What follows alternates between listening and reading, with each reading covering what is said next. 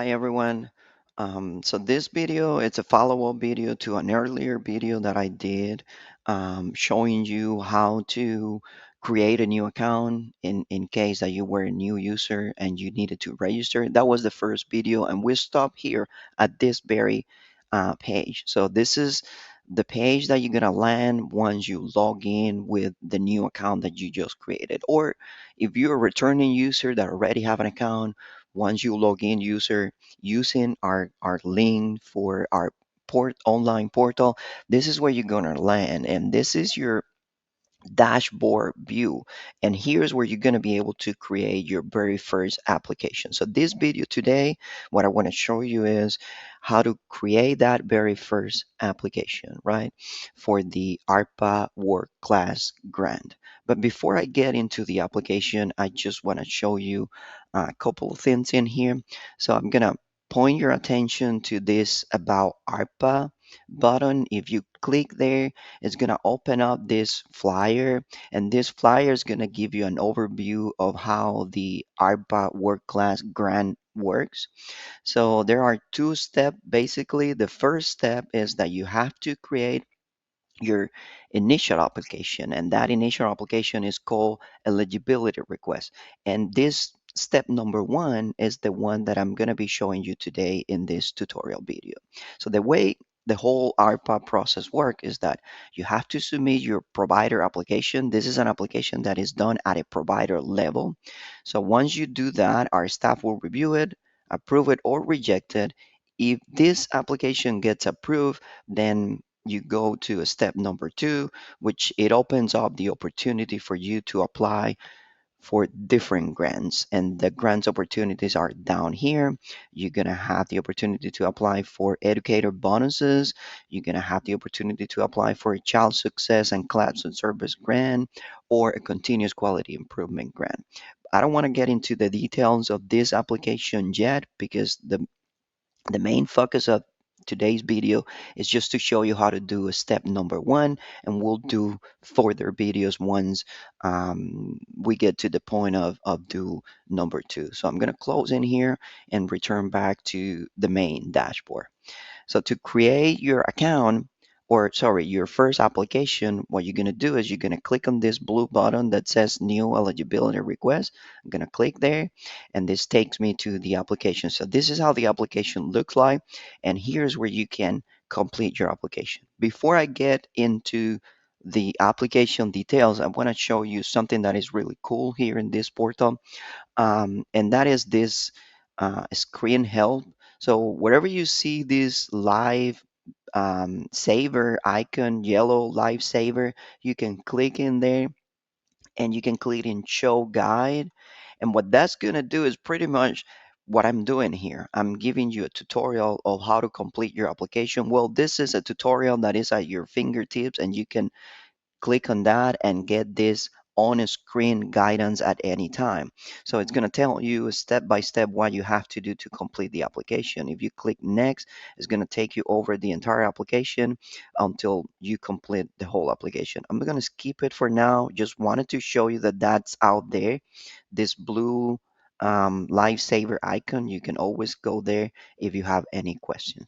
So the first thing you're going to do here to complete your application, you're going to go here to select provider, and when you click there, it's going to open up this drop down list bringing all of the providers in Hillsborough County. So you have to search your provider and select your provider. So in my case, I have a testing provider that I created, and I'm going to pick it here. And once I pick my provider, all of my provider information will populate for me. I don't have to type anything in here, sorry. So I want to pause here for a second, because if by any chance you go here to this drop down and you are not able to find your provider name in here, that means only one thing. That means that you do not have a profile, an active profile in our DL portal yet. So if you're completing this application and you're looking for your provider name and your provider name doesn't come up in that list, that means that you have to stop here. You won't be able to complete the application at this point. You will have to go to our DL portal, create an account there if you don't have one yet, and then create a profile. Once that profile is approved, then you're going to be able to return back to here. We believe that most of our providers are already here, and most of our provider already have a profile. So most of you will be able to find yourselves in here. Okay, so with that clarification done, let's continue throughout the application. So again, I selected my provider. That's step number one. All of this came up for me. I don't have to type anything in there. Then the next step for me is to select my provider type. And you see you have many options in here. So in my case, I'm going to say this is a license center, that my provider, my center is a license center.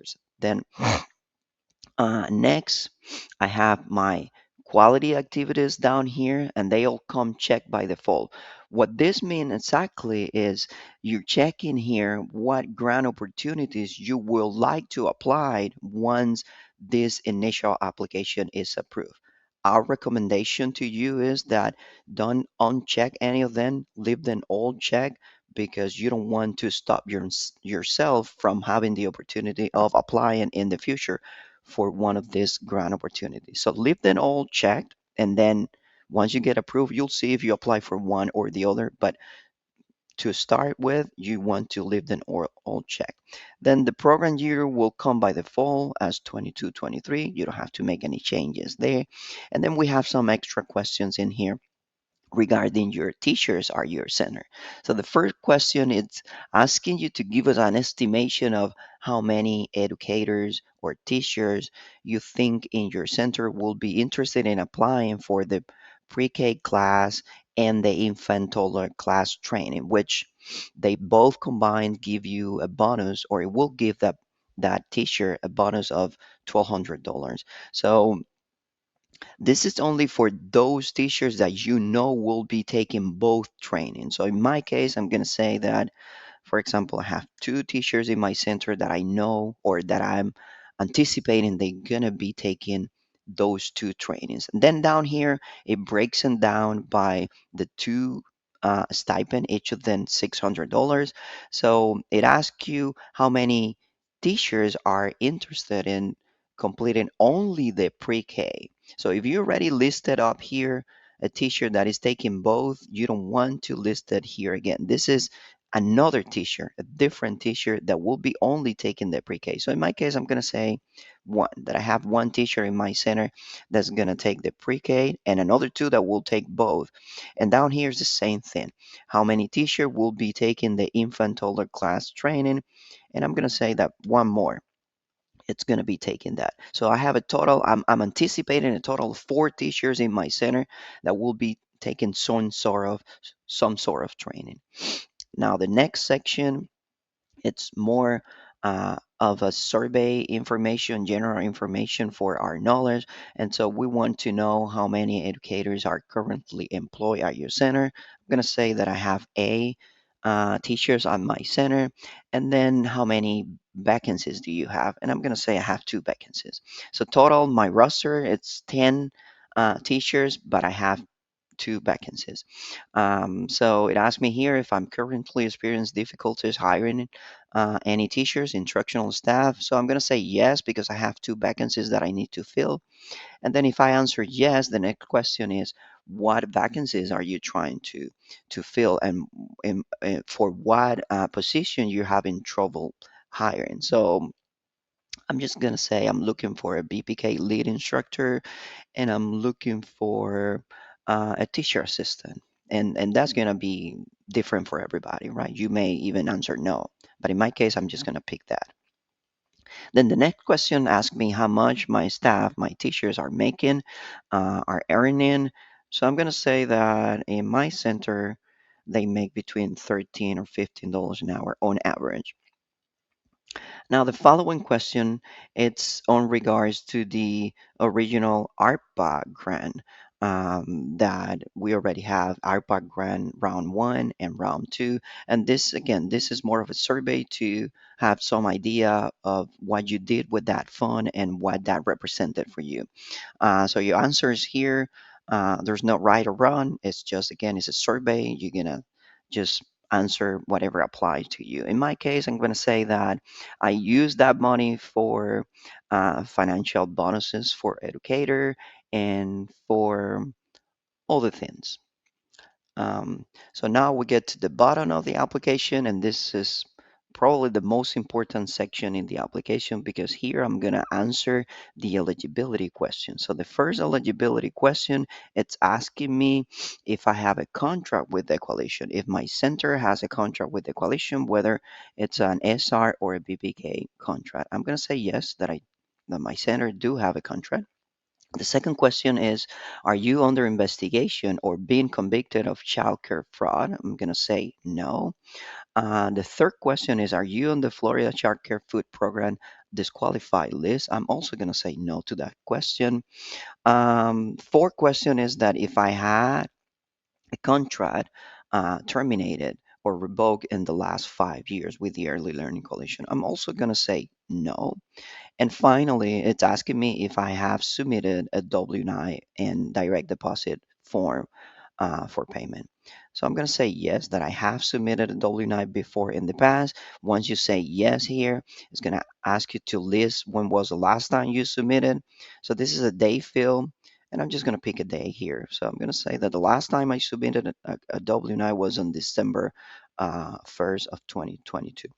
Then the next step will be to upload a new W-9. So we recommend you at this point to upload a brand new W-9. It's always better, easier for everybody to have a fresh new W-9. So I'm just going to do that. I'm going to click on choose file, and I'm going to look at my computer where I have my W-9 saved in here.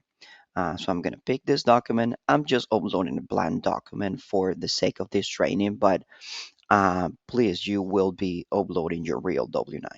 I want to highlight something in here that if by any chance you have trouble, you don't have a blank W-9 form, you can click on this to download a blank W-9 for from the IRS, right? I'm not going to click on it, but it's useful to know that you can always click here and that will allow you to download a blank fillable W-9.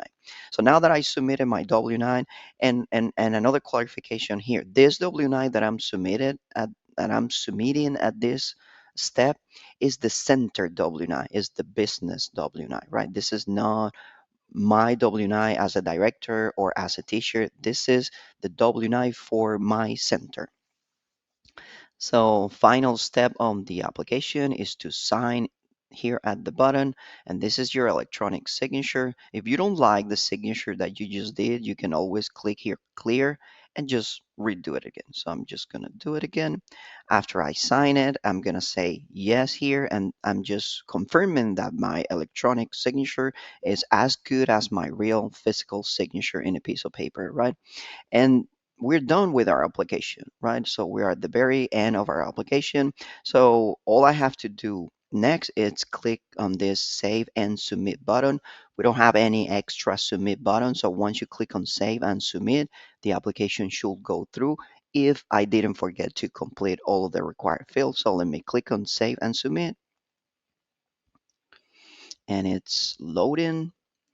So hopefully it goes through, and voila, it went through. So now it's showing me my very first application that I just created. It's going to show me here all of the details of the application, everything that I selected, all of my responses to the application. I can even see my W-9 here. And now my application is submitted, and it says it here on the top that my application is submitted. Now it's on the collision side. Now it's on our side. The ELC staff has to review your application. So once you complete your application, there's not a lot more that you can do here. All you have to do is wait until we review your application. Once your application is approved, then that's going to open the opportunity for you to apply for 3 more grants, right? Which are the actual ARPA World Class grant. So an easy tip here to navigate this portal is to always return back to your dashboard. And how you return back to your dashboard, you click on this button here, and that's going to take you back to your dashboard. So if you're ever lost in this portal and you don't know where to go, the best place to go always is to go here to this button on the left for ARPA World Class.